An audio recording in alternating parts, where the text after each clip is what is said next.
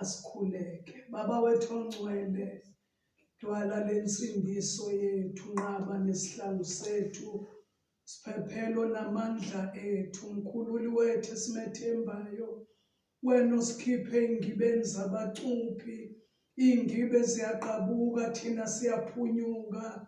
Usizo lwethu lusegameni likaJesu waseNazaretha. Sikunikeza udumo Nkosi nakule mini yalolu suku lwanamhlanje. Siyabonga ukuthi wena uyinkosi ephilayo, wawubusa phezu kukazamcolo. Izwe laliphithizela, izwe likhala, abantu bebhubha befa, abanye behlengiwe, abalalela bakhumkhumbi bangena kuwo. Kodwa izwi lakho lithi wena wawuhlezi phezulu esihlalweni sakho sobukhosi, ubusa. Siyabonga ukuthi nangalesikhathi esinje uhlezi esihlalweni sakho sobukhosi, uyabusa. Nezwi lakho elingephuthe, izwi lakho eliphilayo, elingamandla, elinkemba, ehlika nhlangothi zombili. Ilona izwi lakho athe umbhali liyawadabula amalanga bomlilo. Yilo izwi lakho elithe embhalweni ongcwele lidabula amanzi amaningi. Yilo izwi lakho elinamandla okuphundla amahlathi aseKhadeshi, liyephula imisedari yaseLibanoni. Alibenjalo Nkosi, lalifinyelela khona zonke izinto ezokudideka, zonke izinto eziyinkungu yobumnyama. Izwi lakho lizaphule, kuvele ukukhanya, kuvele ithemba, kuvele ukukholwa ukuthi Jesu waseNazaretha asilandelanga inganekwane, kodwa sasingababona amandla obukhosi bakho. Vela nangalesikhathi ubusa, kudunyiswe kubatshazwe igama lakhe elingcwele, ngoJesu waseNazaretha. Amen. Angibingelele abalaleli ekuseni, ngibingelela abantwana bakaNkulunkulu emagumbini omane omhlaba. Sihlanganyela izwi lenkosi ekuseni. Ngiyathanda ukumbonga uJesu. Ngakaqali nje ukufunda izwi, ngibonga uJesu namandla akhe, ngibonga uJesu namandla akhe okuvuka kwabafileyo. Ithuna lakhe ngifakaza ukuthi likhamisile, wonke amathuna ahlumutshani, kodwa lakhe livuliwe ngoba wavuka, wanqoba ukufa, wanqoba ithuna, wanqoba umnikazi wokufa, wamahlula, wavuka ethuneni, ethi ngivukile mina nhloko yabakholwayo. Bonke abezemva kwami uthi ngeke bahambe bumnyameni, kodwa bayoba nokukhanya kokuphila. Ngiyalibonga ivangeli, ngiyawabonga amandla kaNkulunkulu, ngiyalibonga uthando uJesu angithande ngalo, ukuthi ngiyisonto esasifanele ukufa siyobhubha, kodwa uthi mawumusa wakho uzulazula phezu komhlaba, nami uJesu angangedluli ngothando lwakhe. Ngiyasibonga isikhathi afinyelela ngaso empilweni yami. Angisho ukuthi kwaba late, angisho ukuthi kwaba early, kodwa wafika empilweni yami ngesikhathi esi-right, wafika ngesikhathi okuyisona sona, ukuthi ngiyaphila ngize ngibe nale minyaka nje engaka. Ngiyaphila ngize ngibona izinto ezinje esizibona phansi komthunzi welanga. Ngikuye ngimnikeza udumo ngalokho, ngoba nami ngithi enhlizweni yami ukuba ngiphila kulezi insuku ezinje uJesu engahlangananga nempilo yami, kazi ngabe ngikuphi. ngenzani, ngikhulumani ngomlomo wami, ngizindlane izindlweni zami, ngibalisa ngibhekaphi. Kodwa kwaba kuhle kuye ukuthi kule minyaka njengobusise ngayo izwe lingene esimene lingene kuso, kodwa ngikuye. Ngiyamdumisa, ngiyambonga, ngiyamphakamisa ezimeni zonke. Ungenzela umusa akhuluma ngawo kuJohn 14 encwadini ejwayelekile uvesi wakhona u27. Ngiyamthanda njalo bazalwane, la yathi khona ukuthula kwami ngikushiya kinina.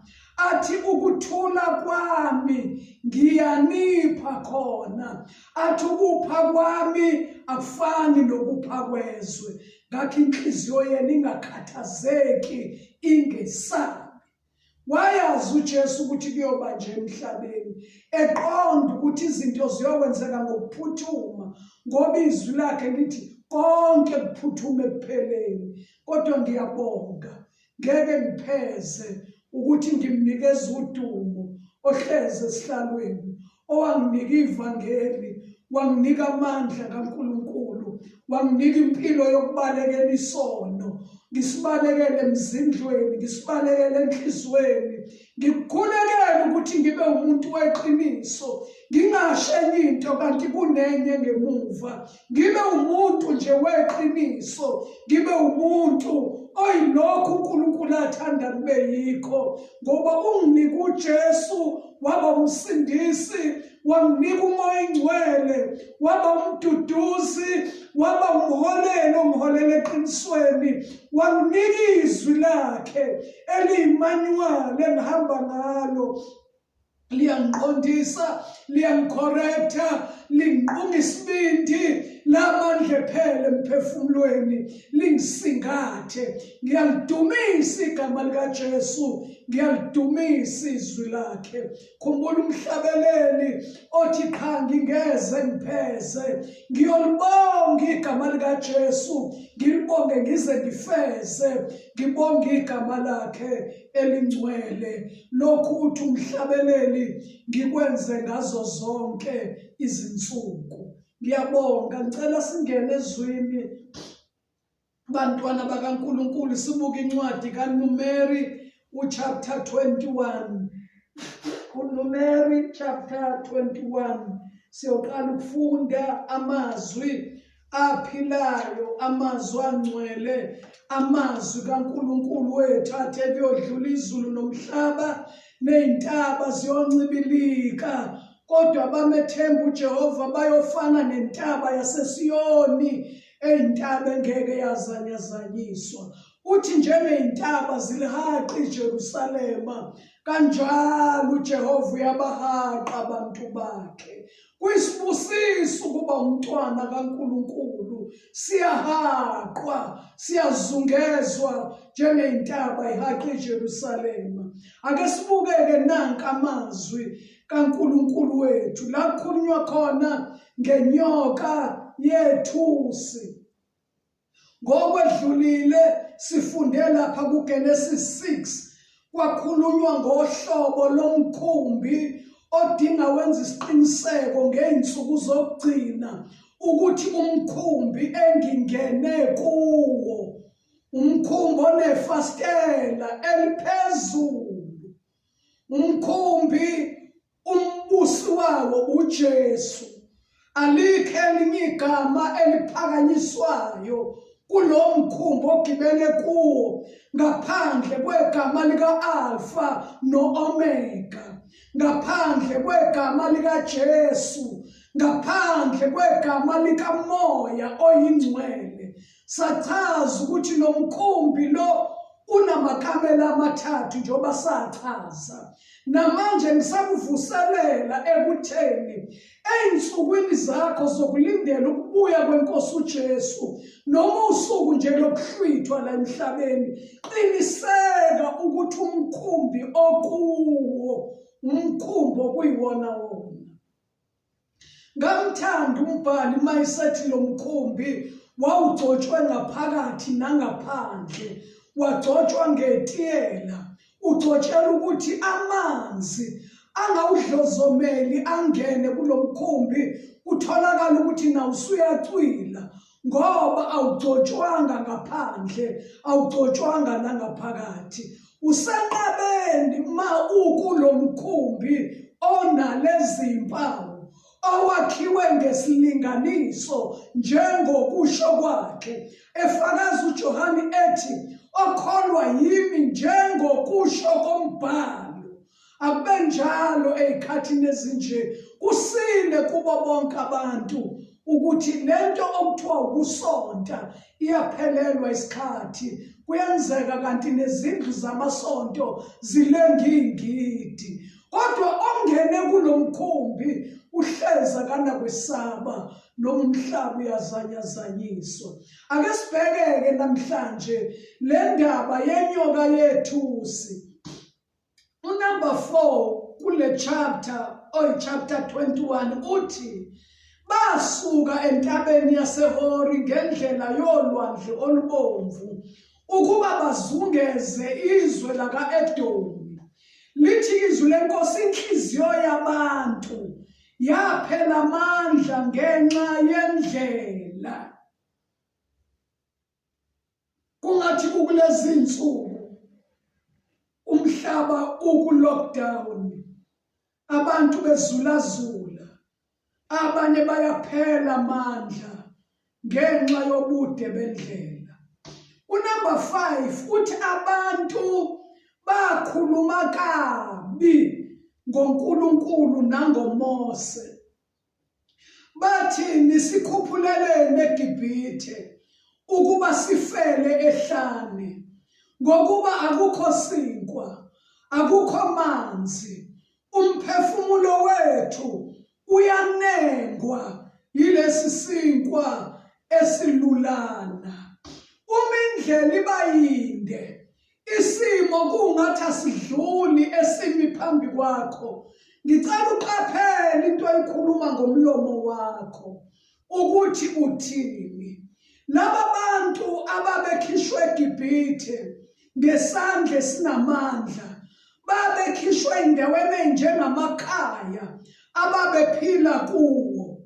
Ithi-ke i-lockdown, buyelane ezindlini, hlalane ezindlini, valane ezindlini. Laba bahlangana nezimo, basohambeni manje, bakhululiwe eGibhithe ngesandla esinamandla. Uma behlangana ney'nselele zendlela, base bekhohlwa ukuthi uNkulunkulu lo ubakhiphe ngesandla esinamandla eGibhithe. Izwi lakhe uNkulunkulu lithi bakhuluma kabi. Ngicela abazalwane, esikhathini esinje izwe lime kanje, noJesu eme ngendlela ame ngayo yokuthi usabiza abantu namhlanje, uthi mawusindwa noma ukhathele, uthi woza kimi ngizokuphumuza.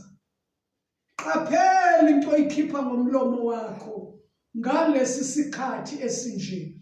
Bakhuluma kabi ngoNkulunkulu, bakhuluma kabi nangoMose, besola ukuthi bakhishelweni eGibhithe, ngoba eGibhithe kwakunenyama bedla, kwakunamakhukhamba, kunohanyanisi.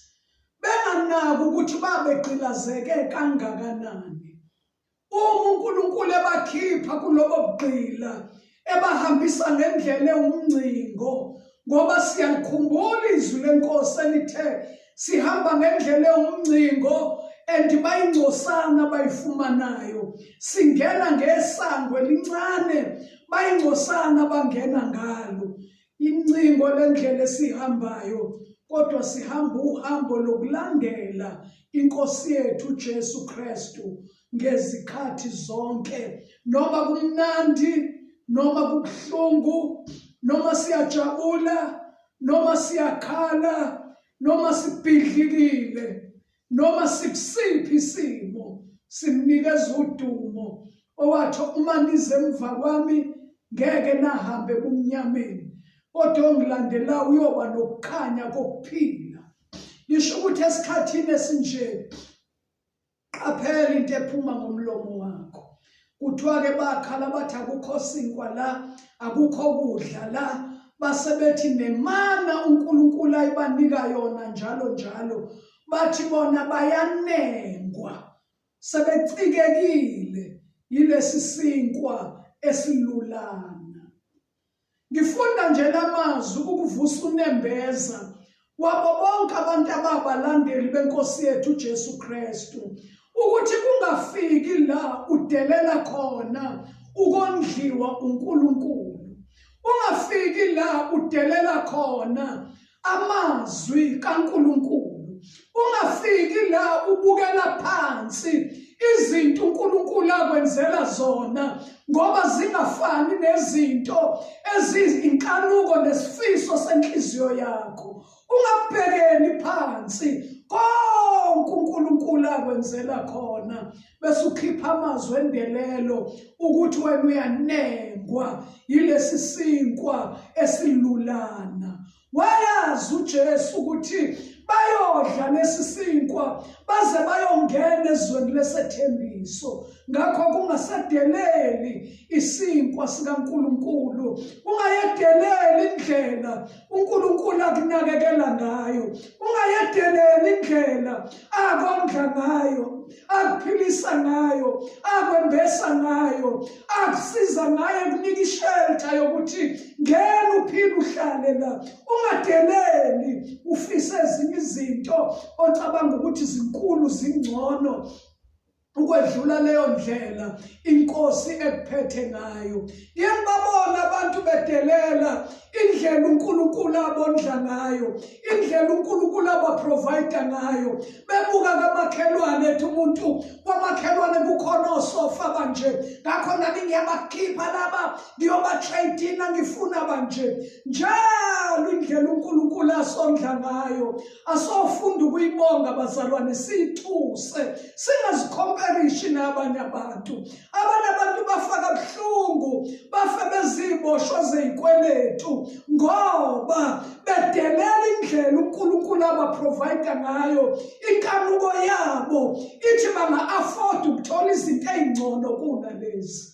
Ungasedeleli isinkwa uNkulunkulu akondla ngaso, ungayedeleli nje indlela nezinga uNkulunkulu akubeka ukuthi uzophila ngalo, ungayiqhathanisi nabanye abantu. Badelela isinkwa sikaNkulunkulu, sebethe eGibhithe kwakungcono kunala. Baningi abanye abathi ngesikhathi besahleze kumnyameni babekhonza uNkulunkulu abafile, sebeyisola manje ukuthi bamamukelelana uJesu. Uma kanti sihlangana nezinto ezinje, ungadeleli indlela uNkulunkulu akusiza ngayo, akondla ngayo, akunakekela ngayo. Yonke into akwenzela yona, funda ukumnikeza udumo, waneliswe yiyo. Haleluya.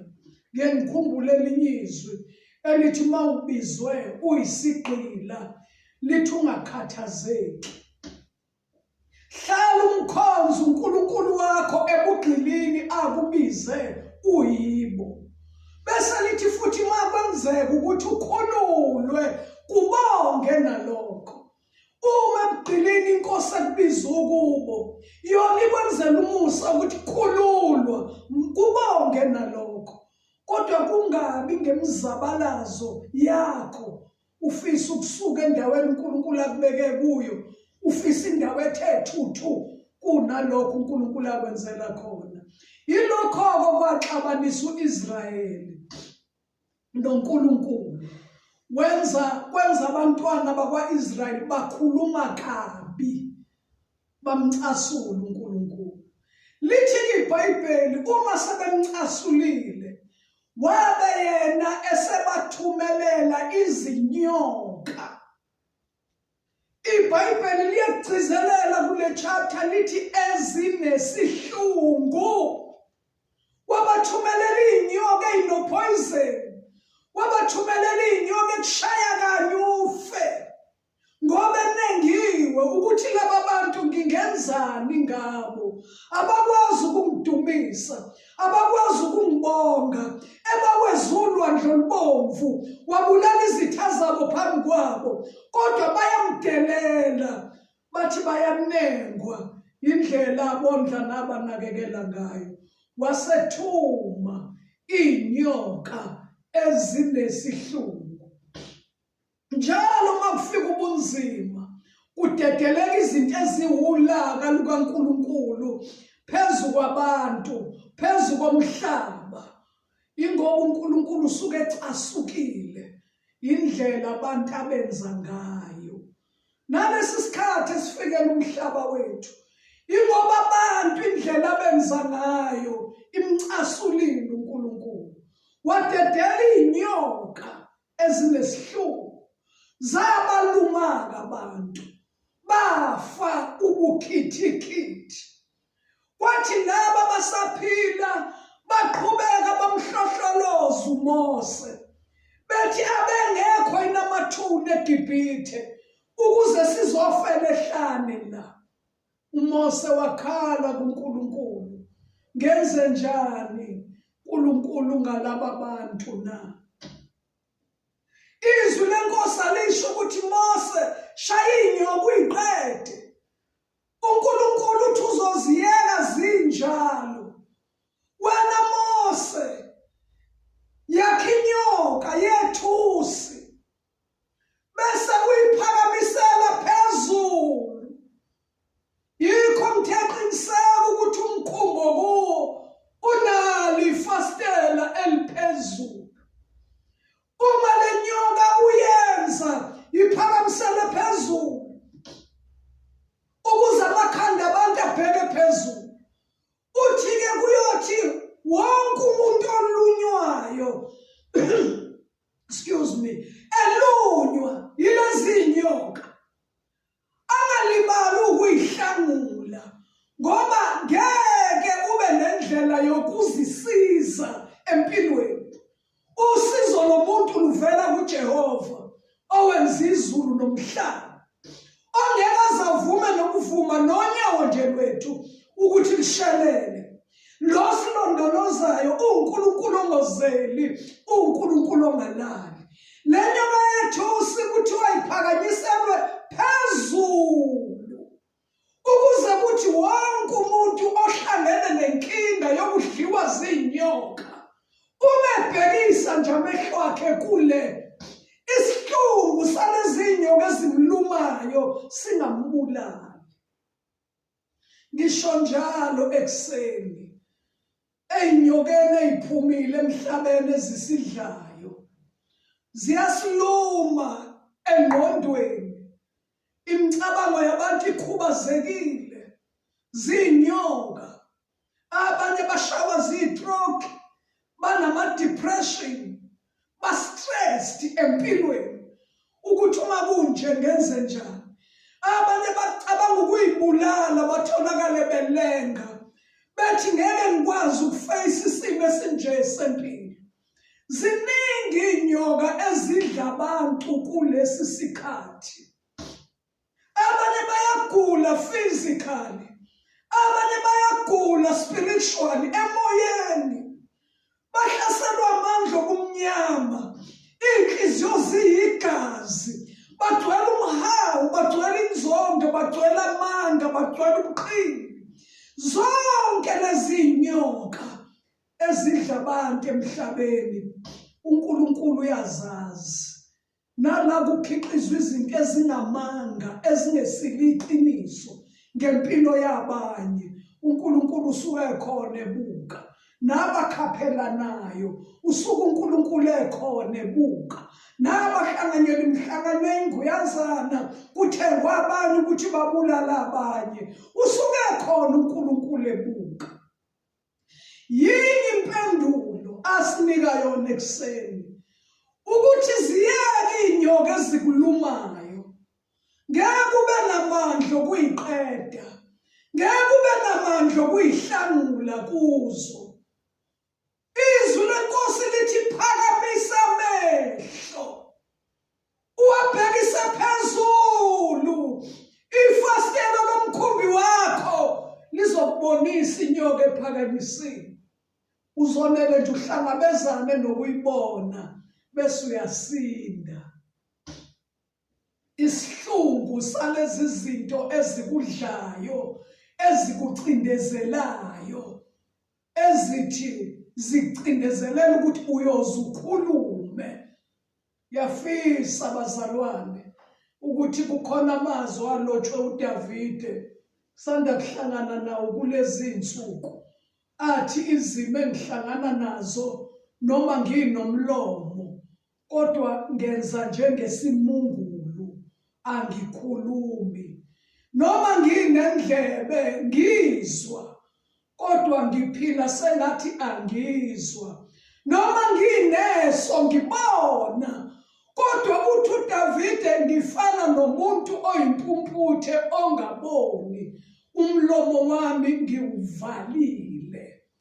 Ngisho ukuthi ngeke uyihlangule izinto ohlangana nazo, kodwa yinye into ofanele uyenze, bheka inyoka ephakanyisiweyo. Bayakubuza abantu ukuthi wena usinda kanjani, inyoka iqeda abantu kanje. Kanti ngoba wenze lokho, ulizwi akushoyo ethi bhekisa amehlo akho phezulu, uzonela uyibone nje inyoka ephakanyisiwe, uzosinda ey'nyokeni ezikulumayo. Lithi izwi lenkosi kuJohane njengoMose chapter 3, ephakamisa inyoka ehlane, kanjalo nendodana yomuntu uJesu Kristu umelwe ukuphakanyiswa.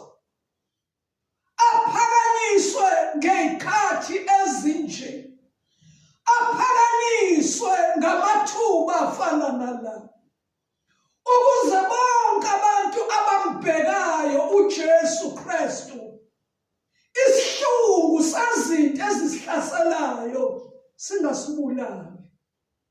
Basibuza abantu ukuthi usinda kanjani. Usabuke kuhleka wena isikhathi sinje, kubonakala wondlekile, usabonakala wena usizakala kanjani. Kanti ngoba njengoMose ephakamisa inyoka ehlane, kanjalo indodana kaNkulunkulu imele ukuphakanyiswa, ukuze kuthi lona lowo kholwa yiyo angabhubhi kodwa abe nokuphila okuphakade.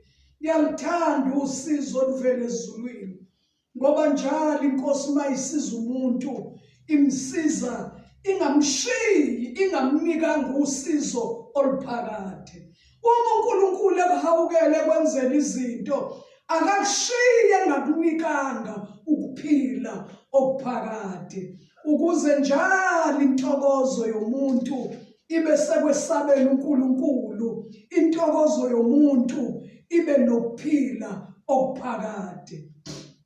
Isaqhubeka nokusho nabathandazayo ey'nsukwini esiphila kuzo ukuthi asikhuleke bazalwane, ukuthi bonke abantu abalandela ukukholwa noma kunaliphi igama, uma nje ulandela ukukholwa okungenakho ukuphila okuphakade, uNkulunkulu enza umusa ukuthi amehlo avuleke, usesemzimbeni, udlule kulokhu ukukholwa okungenakho ukuphila okuphakade, ufinyelele ekukholweni okunokuphila okuphakade. Uzokuthathaphi lokhu kukholwa okunalesi sethembiso sokuphila okuphakade? Kutholakala kuJesu.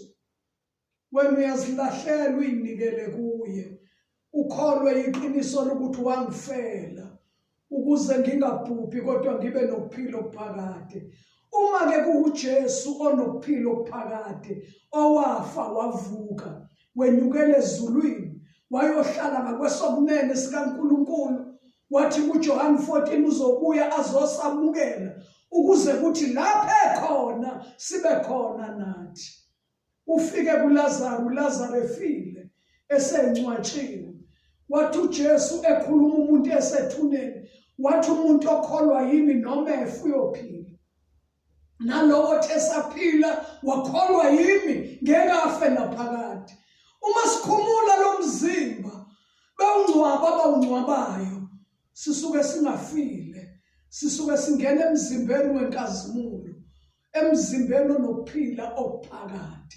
Ngakho ngiyathandaza einsukwini zokugcina ukuthi bonke abantu bakhathazeke ngohlobo lokukholwa abakulandelayo, ukuthi inkosi nginika ukukholwa manje okunokuphila kwasezweni elizayo.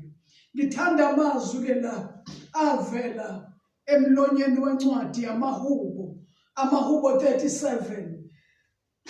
Cela siwabheke amaHubo 37, unamba wakhona uverse number 3 engicela siqale kuye. La kukhulunywa ngobuze benhlanhla yabantu ababi, ngoba njalo umuntu ongenaNkulunkulu, umuntu ongenakulunga, kuyakwenzeka kube ngathi uyaphumelela unenhlanhla, kodwa iBhayibheli libiza ngokuthi inhlanhla nje yababi, into engalasti, into engakwazi ukukusiza esikhathini sesidingo. Uverse number 3 uthi themba kuJehova wenze okulungileyo, hlala ezweni uzondle ngokukholeka. Abantu ababheka inyoka ephakanyisiwe, abantu abathemba kuNkulunkulu wabo, abathemba kuJesu, abathemba ekulaleleni ukukhuluma kukaMoya oNgcwele, bangachezuki eziyalezweni zenkosi, bathembe kuyo ngenhliziyo yonke. Uma uthemba kuJesu ngenhliziyo yonke, lithi iBhayibheli awusilali ekwenzeni into elungileyo.